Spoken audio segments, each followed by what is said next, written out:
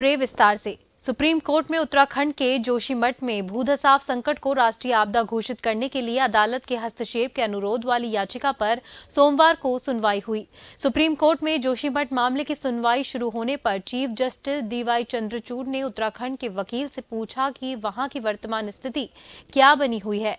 उत्तराखंड सरकार ने कहा कि वहां केंद्र सरकार और राज्य सरकार पूरी तरह से एक्टिव है। उत्तराखंड सरकार ने कहा, हमारी राज्य सरकार पूरा प्रयास कर रही है। सुप्रीम कोर्ट ने याचिका दायर करने वाले से कहा कि इस मामले में उत्तराखंड हाई कोर्ट सुनवाई कर रहा है तो बेहतर होगा कि आप उत्तराखंड हाई कोर्ट में अपील दाखिल करें। सीजेआई जस्टिस डीवाई चंद्रचूड़ ने कहा कि जब उत्तराखंड हाई कोर्ट सुनवाई कर रहा है तो देखना होगा कि यहां सुनवाई का औचित्य क्या है और क्या नहीं।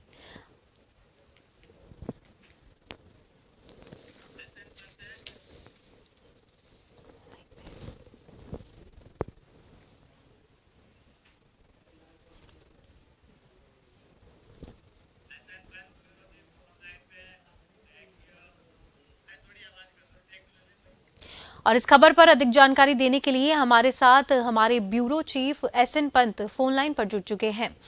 श्रीनिवास जी, उत्तराखंड में जोशीमठ का जो मामला है काफी बढ़ता ही जा रहा है, दरारों का सिलसिला भी बढ़ता जा रहा है। ऐसे में इस संकट के समय में सुप्रीम कोर्ट में सुनवाई से इनकार कर दिया गया है, क्या कहना चाहेंगे? बिल्कुल, स्फूर्ति आपको बताना चाहूंगा, उत्तराखंड सरकार जोशीमठ में आए भूधसाव यानी जो आपदा का दंश जोशीमठ के लोग झेल रहे हैं, उसके लिए कमेटी का गठन करने के साथ ही लोगों की समस्याओं का समाधान करने के लिए लगातार मजबूती के साथ पैरवी कर रही है।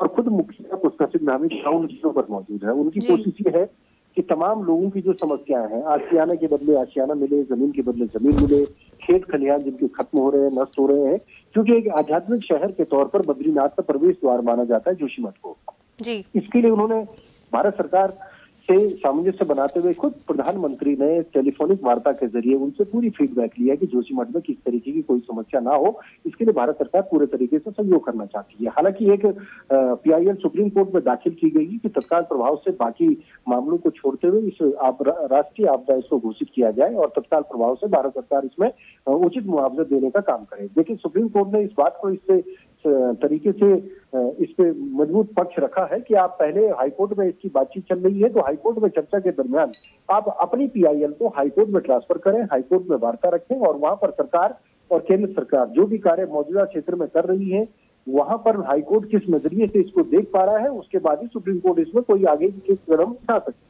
जी। इसको लेकर के तमाम वकीलों ने सरकार का भी पक्ष रखा है और इस तरीके से जो दूसरा पक्ष था अभिमुक्तेश्वरानंद की तरफ से जो पीआईएल दाखिल की गई थी, उन्होंने भी इस बात को रखा। अब हाईकोर्ट में ये बात जाएगी तो जिसका मतलब साफ है कि राज्य सरकार और भारत सरकार दोनों को मिलकर लोगों की समस्याओं का समाधान करना है और इस आपदा के दरमियान लोगों के आंसुओं को भी पोंछना है और नियम के तहत यानी नियम संगत इस क्षेत्र को पुनर्वासित भी करना है। इसको लेकर उत्तराखंड में हाईकोर्ट में पीआईएल दाखिल की जाएगी। जी श्रीनिवास जी, इसी के साथ में जैसा कि हम देख रहे हैं कि जोशीमठ के अलावा बाकी के जो इलाके हैं वहां पर भी दरारें आना शुरू हो गई है, तो ये समस्या एक जटिल समस्या बनती हुई नजर आ रही है। ऐसे में हाई कोर्ट का एक्शन में आना बहुत जरूरी है और सुप्रीम कोर्ट इसमें क्या कहता है? देखिए, जिस तरीके से उत्तराखंड को भूकंप के जोन नंबर 4 और 5 में माना जाता है, यानी ये अति संवेदनशील और संवेदनशील इलाकों में शुमार है। ऐसे में उत्तराखंड को बने हुए भले ही 22 से 23 साल का वक्त गुजर रहा हो, लेकिन इस वक्तों में कि क्या वाकई में उत्तराखंड में के पहाड़ इतने मजबूत हैं कि वो अपनी धारण क्षमता से अधिक का भार उठा सकते हैं? अगर उठा सकते हैं तो क्या इस तरीके की समस्याएं आती है? क्योंकि ऐसा नहीं है पहली मर्तबा, 1991 में भी यहाँ पर आपदा आई थी, 1999 में भी आपदा आई थी और अगर उसके बाद आप देखेंगे तो 2002 से लेकर के इस तरीके से ये सिलसिला 2010 और 2013 की आपदा तक चलता रहा और 2023 में हम आपदा पर फिर चर्चा कर रहे हैं। ये सिर्फ भूकंप के कारण नहीं है, आपदा दैवीय प्रकोप के कारण कभी भी आपदा आ जाती है, कभी नदी नाले या बादल फटने की खबरें आ जाती है, लेकिन उत्तराखंड में कच्चे पठार होने के चलते उसका नुकसान ज्यादा उठाना पड़ता है। इस बात को समझते हुए राज्य सरकार भी चाहती है इसका स्थायी समाधान निकाला जा सके और जो अलग अलग जगह पर जो दरारों की खबरें आ रही है वो विकास के लिए सड़कें बनाना भी जरूरी है, टनल बनाना भी जरूरी है, पावर प्रोजेक्ट बनाना भी जरूरी है, लेकिन बीच का रास्ता निकालते हुए कौन सी ऐसी टेक्निक का इस्तेमाल किया जाए ताकि पर्यावरण को भी दोहन न किया जाए और विकास के काम को भी न रोका जाए, इसको लेकर के आगे बढ़ने की जरूरत है। जी श्रीनिवास जी, बहुत बहुत धन्यवाद आपका तमाम जानकारी देने के लिए।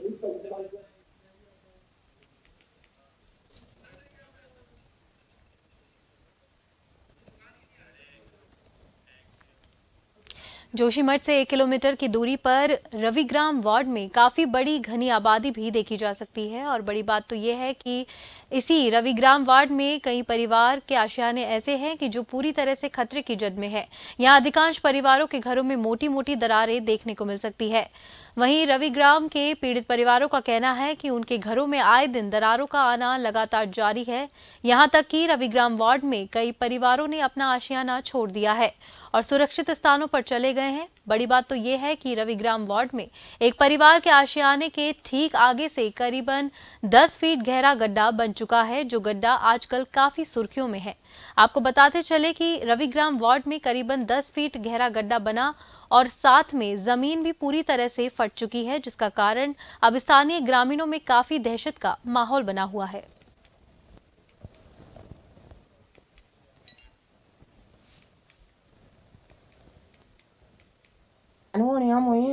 हमार तो रोण लग नहीं दिनों दिन सर दरारे होनी जॉब नहीं आई तो आ सवेर में उठा तो दरार होनी। हम तो खूब बेजा सरकारा का सरकारा तो बेजा पर रात माथे जाना भी घर का यहाँ पे यहाँ सवेर अपने गोर बस रूप व्यवस्था करना गौर होना अम्मी से तो नहीं जाया ना।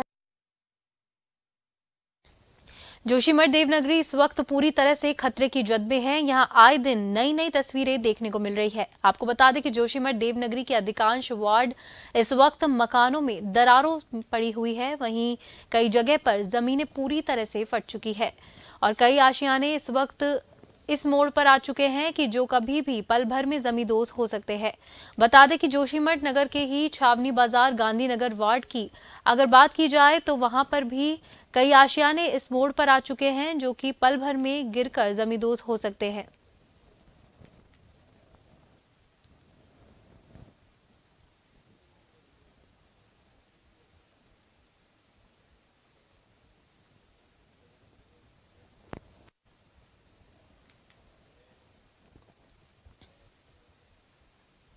जोशीमठ नगर के पीड़ित परिवार आज भी अपनी मांगों पर अड़े हुए हैं। तहसील प्रांगण में धरने पर बैठे हुए हैं। वहीं पीड़ित परिवारों का आरोप है कि एनटीपीसी के द्वारा जो विद्युत टनल बनाया जा रहा है, उसी के कारण जोशीमठ देवनगरी को यह दिन देखना पड़ रहा है। वहीं पीड़ित परिवार की मांग कर रहे हैं कि एनटीपीसी के सारे कार्य बंद किए जाए और साथ में जोशीमठ देवनगरी के सारे पीड़ित परिवारों को जो इस वक्त बेघर हो चुके हैं, उन्हें उचित मुआवजा दिया जाए और जल्द से जल्द सारे पीड़ित परिवारों को न्याय दिलाया जाए।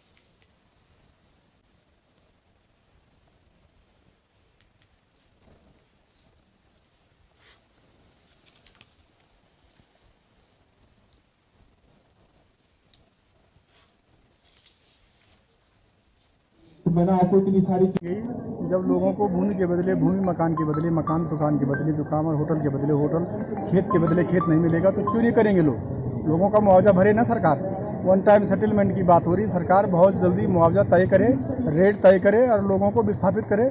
सरकार इतने दिन से हिला हुए लिकाई को कर रही है। लोगों में अफरा तफरी मची हुई है, रोना बिलाप लगा हुआ है। ऐलान कर दिया है कि जब तक एक एक व्यक्ति के साथ न्याय नहीं हो जाता, जब तक एक एक व्यक्ति को उसका जो हक है उसको नहीं मिलता, क्योंकि जब तक जो है ये यहाँ जोशीमठ के जो लोग हैं उनको उनके घरों से, उनके मकान से, उनकी पुश्तैनी ज़मीनों से बेदखल कर दिया गया है। और ये किसने किया? उन सरकारों ने, जिन्होंने ऐसी नीतियाँ बनाई जिससे आज जोशीमठ जो है उसका अस्तित्व खतरे में आ गया है। और इसका जब आप इसके जिम्मेदार हो तो आप लोगों को इसका हट जाना और पूरा जो हम लोग मांग कर रहे हैं कि इसका विस्थापन हो, हाई कमेटी बने, इसमें हमारी सदस्यता हो, इसमें हम लोगों की भागीदारी रहे ताकि हम देख सकें कि कहाँ क्या हो, पारदर्शिता इसमें रहे। खबरों का सिलसिला यूं ही जारी रहेगा। वक्त हो गया है एक ब्रेक का।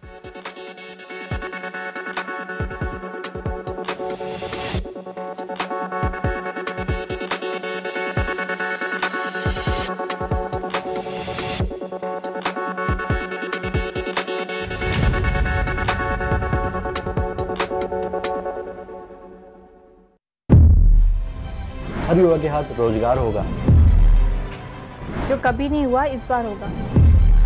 विकल्प रहित संकल्प आधार होगा। समृद्ध उत्तराखंड का स्वप्न साकार होगा। उत्तराखंड के विकास में युवाओं की बढ़े भागीदारी। धामी सरकार की रोजगार सृजन में है पूरी तैयारी। सरकारी संस्थानों के साथ साथ प्राइवेट सेक्टर और स्वरोजगार की योजनाओं में पारदर्शी प्रक्रिया अपनाते हुए हर हाथ को रोजगार से जोड़ने के लिए धामी सरकार ने खोला नौकरियों का पिटारा। जो हमारे यहाँ पर 30,000 नियुक्तियां जो हमारी रिक्त हैं, उन 30,000 नियुक्तियों पर उनको भरने का हमने संकल्प लिया है। रोजगार की प्रक्रिया को आगे बढ़ाने का संकल्प लिया है, उस पर हम बहुत तेजी से काम कर रहे हैं। अक्टूबर के माह में इसके विज्ञापन जारी हो गए, इसके कैलेंडर निकल गए और दिसंबर और जनवरी तक सारी की सारी भर्तियां संपन्न हो जाएंगी। ये पहली बार इस प्रकार का निर्णय लिया गया है। रोजगार मेलों में अभ्यर्थियों को मिली नई उड़ान। विदेश रोजगार प्रकोष्ठ करेगा विदेश में नौकरी की राह आसान। सरकारी विभागों, निगमों और प्राइवेट सेक्टर के साथ साथ कृषि, पशुपालन, उद्यान, होम स्टे, दुग्ध डेयरी और अन्य तमाम क्षेत्रों में युवाओं को मिल रहा रोजगार। खत्म हो रहा बेरोजगारों का इंतजार। उत्तराखंड सरकार का बहुत सहयोग है कि उन्होंने हमें इस काबिल बनाया, समूह के थ्रू हमें मतलब पहचान दी कि हम कुछ कर पाएँ। बहुत बहुत धन्यवाद। उत्तराखंड सरकार जैसे युवाओं के लिए नए रोजगार के अवसर निकाल रही है। मुझे लगता है ITI में आने के बाद मेरा जो भविष्य है वह सुरक्षित हाथों में है और मेरे को जॉब मिल ही जाएगी। 21वीं सदी के तीसरे दशक को उत्तराखंड का दशक बनाने के लिए युवाओं के हाथों को मजबूत कर रही धामी सरकार।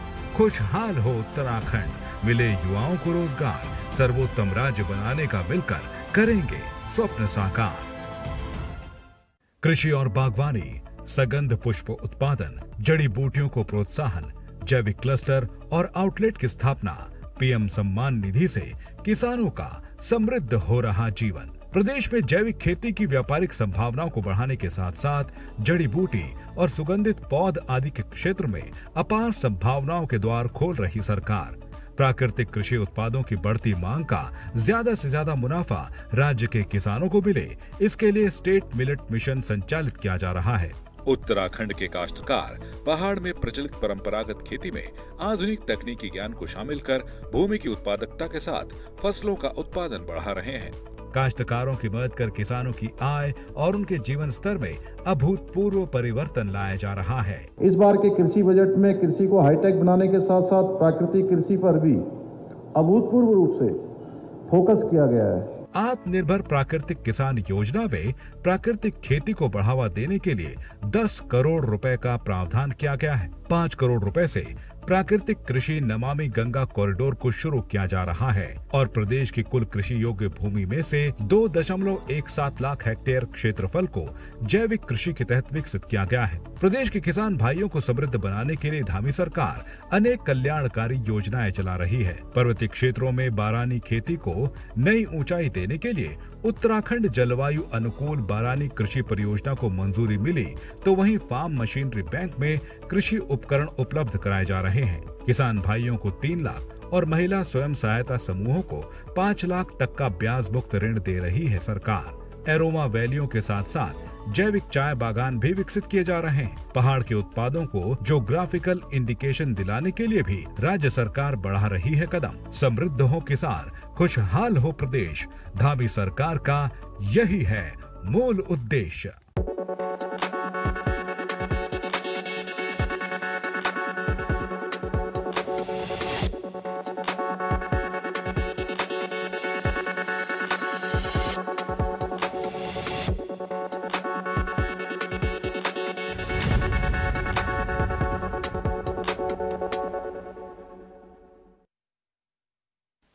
ब्रेक के बाद एक बार फिर से आप सभी का स्वागत है।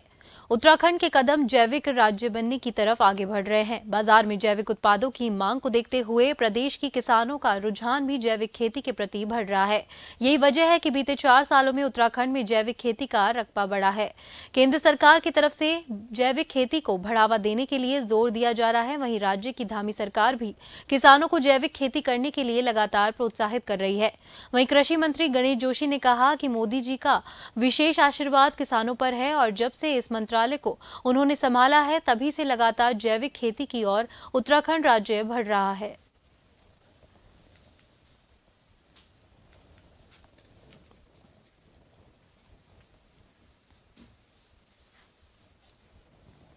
अगर आप देखें किसी किसान से अगर आप बात करें, जब से ये मुझे मंत्रालय मिला है और माननीय मोदी जी का एक विशेष आशीर्वाद किसानों को है।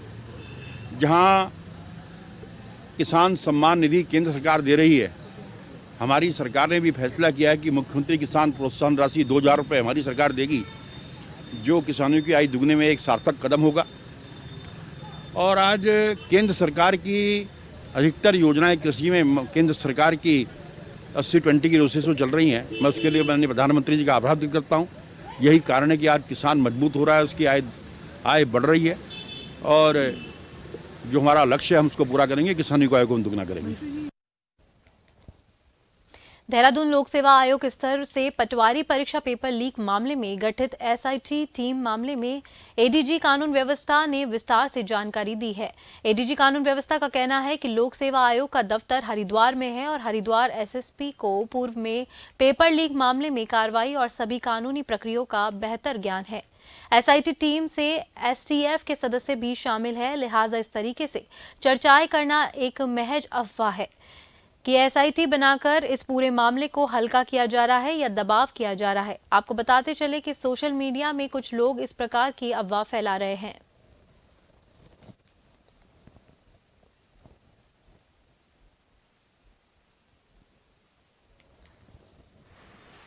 देखिए, यही फिर मैं कह रहा हूँ, जो यूकेपीएससी है उनका जो ऑफिस है जो है वो कनकल पुलिस क्षेत्र हरिद्वार के है। सारे डॉक्यूमेंट्स और कोर्ट वहीं पे है। आज जो एसटीएफ के जो हमारे जो बंदे हैं उस पे अटैच्ड है, उनके साथ अभी वो टीम एसआईटी में और एसआईटी के नेतृत्व जो एसएसपी हरिद्वार है वो खुद ऑलरेडी एक्सपीरियंस्ड है इस मैटर में, वो देख रहे हैं। तो इन्वेस्टिगेशन बिल्कुल प्रोफेशनल तरीके से चलेगी, इस पे कोई दिक्कत नहीं होगी। और हम पब्लिक जनरल हमारी जो लोग हैं, पब्लिक से भी मैं अपील करना चाहूंगा, किसी के पास भी ऐसे कोई इंफॉर्मेशन हो, पक्की हो, या नहीं है ऐसे फॉल्स एलिगेशन कंप्लेंट ना करें। आप किसी के पास भी सबूत ऐसा पक्की है तो बिल्कुल आप शेयर कर सकते हैं एसआईटी और एसटीएफ या हमारा पुलिस की। देहरादून स्थित पुलिस लाइन में राज्य महिला आयोग की अध्यक्ष कुसुम कंडवाल की अध्यक्षता में महिला थाने की कार्यकुशलता और प्रभावशीलता पर सेमिनार का आयोजन किया गया। इस दौरान उन तमाम बिंदुओं पर चर्चा की गई जिससे महिला सशक्तिकरण में बढ़ावा देखने को मिल सकता है। बढ़ते महिला अपराधों को भी कैसे घटाया जाए, इस संदर्भ में भी चर्चा की गई। वहीं महिला आयोग के अध्यक्ष कुसुम कंडवाल का कहना है कि महिलाओं में पहले से जागरूकता आई है और अब महिलाएं उचित माध्यमों से अपनी बातों को रख रही है। इस सेमिनार में बहुत अच्छे सुझाव आए हैं। साथ ही विधानसभा अध्यक्ष ऋतु खंडूरी ने भी सेमिनार में शिरकत की। बहुत ही एक अच्छा कार्यक्रम आज पुलिस लाइन्स देहरादून में हुआ है, जहां हमने बात की है महिला हेल्प डेस्क की और थानों की, और वो किस तरह से और सशक्त तरीके से हमारी जो बहनें हैं उनकी मदद कर सकते हैं। तो आज काफ़ी लोगों ने यहाँ पर चर्चा की और मुझे बहुत खुशी है कि हम दोनों पहलुओं को सुन रहे हैं। एक पहलू जहाँ आम जनता को किस तरह की दिक्कत होती है और दूसरी तरफ से थानों में किस तरह की परेशानी होती है जब उन्हें इन चीज़ों को सॉर्ट आउट करने की जो परेशानियाँ होती हैं उनकी बात होती है। तो आज इसके बाद भी आगे कार्यक्रम जारी रहेगा जहाँ बढ़िया तरीके से एक दूसरे से बातचीत होगी। ऐसा है, महिलाओं में जागरूकता आई है, पहले की अपेक्षा जागरूकता आई है और महिलाएं अब अपनी बात उचित माध्यम में रखने लगी। पहले महिलाएं डरती, समाज का डर था, घर का डर था, परिवार का डर था, परिवार न टूटे, कहाँ जाएंगी, कैसे जाएंगी। अब महिलाएं शिक्षित भी हैं, महिलाओं को थोड़ा सा लगता है कि हमें अपनी बात रखनी चाहिए। तो जब वो अपनी बात रखती हैं तो कई समाधान भी हो जाते हैं, कई परिवार फिर से जुड़ भी जाते हैं। और कई अगर महिलाएं पर बहुत ही अत्याचार हो रहा है तो फिर ये भी रहता है कि चलो अगर इन पर ज़्यादा ही अत्याचार वो कर रहे हैं तो उनके लिए फिर अलग से वैसी व्यवस्था ही हो जाती है। जीएसटी बिल लेने के लिए ग्राहकों को प्रोत्साहित करने को संचालित बिल लाओ इनाम पाओ योजना का द्वितीय मासिक लकी ड्रॉ वित्त मंत्री प्रेमचंद अग्रवाल द्वारा निकाला गया, जिसमें 1500 विजेताओं का इनाम स्मार्टफोन, वॉच और ईयरबड्स के साथ लिया गया। योजना मार्च 2023 तक चलेगी। लकी ड्रॉ मेगा ड्रॉ में 10 करोड़ रुपए के इनाम दिए जाएंगे। पहले चरण में 6058 के ज्यादा बिल प्राप्त किए गए, वहीं दूसरे चरण में कुल 9158 बिल अपलोड किए गए। द्वितीय चरण के लिए 1 दिसंबर से 31 दिसंबर 2022 के बिल अपलोड किए गए थे। इस दौरान कैबिनेट मंत्री ने बताया कि ये योजना काफी फायदेमंद साबित हुई। योजना के बाद से जीएसटी कलेक्शन में भी इजाफा देखने को मिला। लकी ड्रॉ है, दूसरा लकी ड्रॉ आज यहाँ निकाला गया है और आप जानते हैं कि जिस प्रकार से हमने 1 सितंबर से 30 नवंबर के जितने उपभोक्ता थे और उनका लकी ड्रॉ हमने पिछली बार 12 दिसंबर को यहाँ निकाला था और उसमें हमारे 6058 कुल बिल आए थे और 2535 उपभोक्ता उसमें शामिल थे।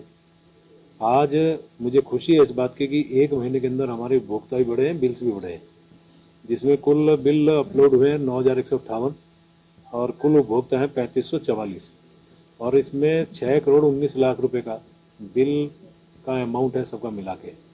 तो आज उनको हमने 500 पहले जो हमारे जिनको पुरस्कृत कर रहे हैं 500 मोबाइल फ़ोन, बाद में फिर 500 स्मार्टफोन।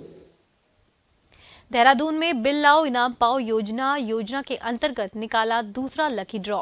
कार्यक्रम के दौरान वित्त मंत्री प्रेमचंद अग्रवाल ने किया प्रतिभाग। पहले चरण में 6058 से ज्यादा बिल किए प्राप्त, दूसरे चरण में 9158 बिल किए अपलोड। 1 महीने के अंदर बिल और उपभोक्ताओं दोनों में हुआ इजाफा।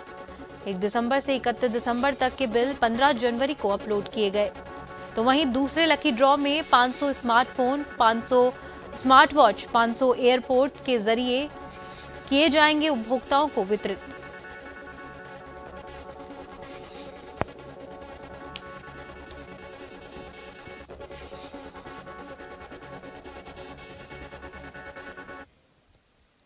इन्हीं सभी खबरों के साथ जन उत्तराखंड में फिलहाल के लिए इतना ही। मुझे दीजिए इजाजत। नमस्कार।